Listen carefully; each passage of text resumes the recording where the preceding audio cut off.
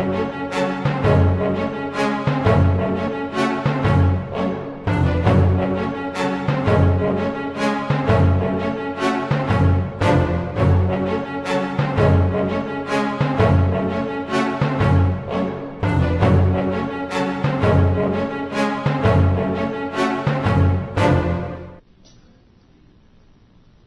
witness has asked that she would like to ask for authorization from her office, and that is the Supreme Court.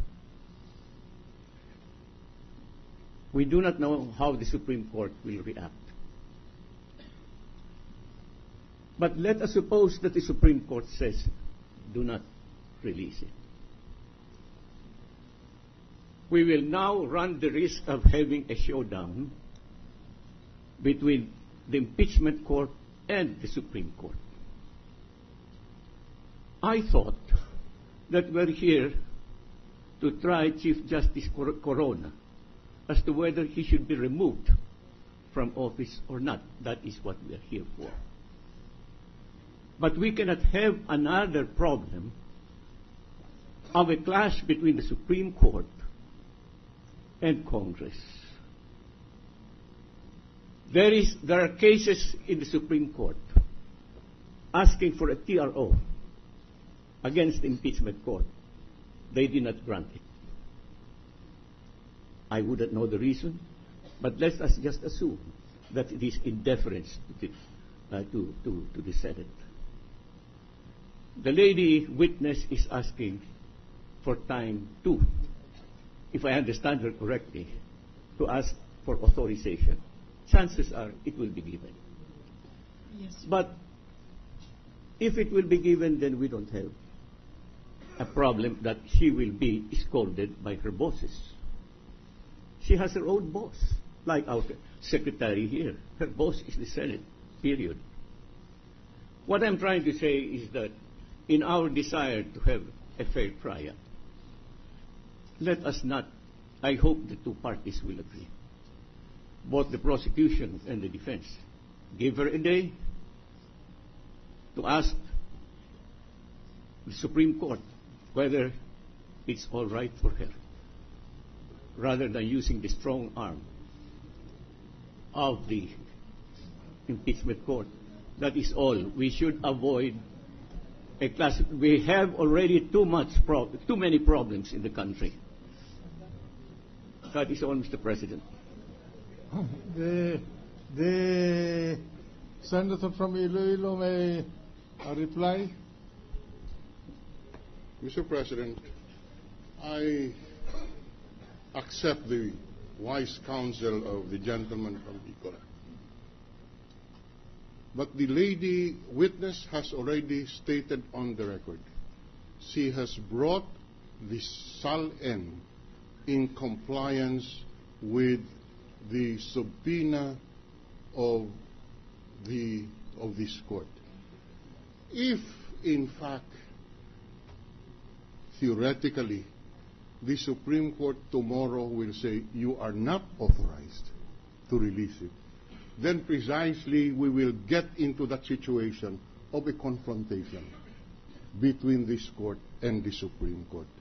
We precisely avoid that confrontation by having before us now the documents that were subpoenaed by this court and which the witness, in compliance with the orders of this court, has brought with her. And therefore, it is now proper that this statement of assets and liabilities and net worth, which were subpoenaed by this court, be now produced as the witness is now ready to produce them and make it part of the records of this court, so that we can dispose of this matter. May I ask a clarificatory question? Madam Witness, Yes, Your Honor. when you responded to the subpoena of this court to bring the SALN of the Chief Justice, and you came to this court in compliance with the subpoena and brought those SALNS, why did you bring those SALNS if you are not willing to deliver them to the court? Out of respect for the court. then if you respect this court, please deliver them to us. But the Supreme Court has also its rules under which I must follow. So I am placed here in a dilemma. So are you pleading for time to ask the Supreme Court Yes, for Your permission? Honor. I am pleading for time.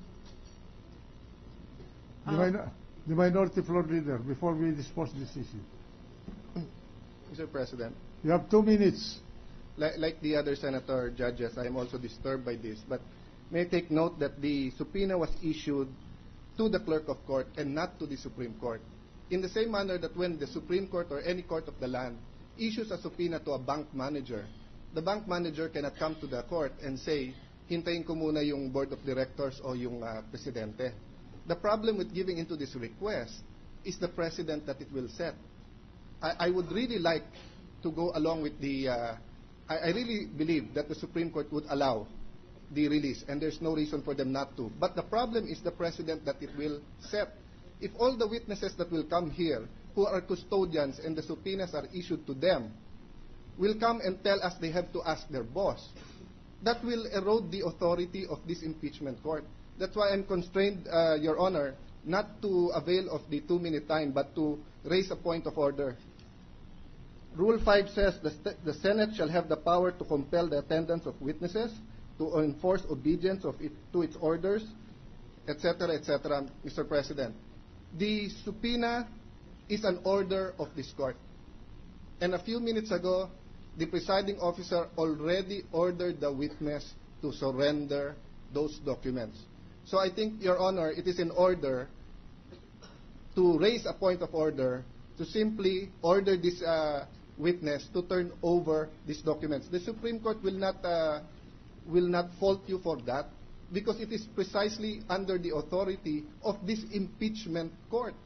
Will a bank manager suffer if the president says, wag mo i-release, tapos ang korte ay merong subpoena? This is not a request. The resolution deals with request. This is not a request. This is an order under Section 5 of the rules of the impeachment court, and this rules was promulgated under the Constitution of the Republic of the Philippines. I think the rest speaks for itself, Mr. Presiding Officer. I think it is in order that your earlier order now be enforced, Mr. Presiding Officer. Senator Arroyo, since you are the objector to the proposition of submission of the SALNS. Thank you, Mr. President. There are many cases pending before the Supreme Court. If the Supreme Court should issue a TRO, what I'm saying is this: we cannot afford to have a crisis between the Senate as impeachment court and the Supreme Court. There are cases pending in the Supreme Court to stop the proceedings here. Together with that is a petition for a restraining order. The Supreme Court did not give it. We take note of that. Right. But let me proceed. I'll proceed. Supposing, just supposing, we issue now a subpoena, and in retaliation the Supreme Court issues a TRO. What do? We will not obey the TRO. Then the Supreme Court also will condemn the Senate for not giving a chance. What the witness is asking for is just time to ask for authority so that it will all be valid. What is one day as against a deadlock or a confrontation between the Supreme Court that might possibly, in retaliation, issue a TRO? And us, all because the witness is not given a chance to ask the Supreme Court. When this idea, I cannot accept the proposition that since it is the lady here that has been subpoenaed, and it is not the Supreme Court, are we now saying that if Secretary Reyes, our secretary, is subpoenaed, she will act on her own without consulting the Senate President and the members of the Senate? Of course she will ask. She cannot ignore the officers of the court and the senators because she is the Secretary of the Senate. So this argument that since a person is being subpoenaed, then she must obey.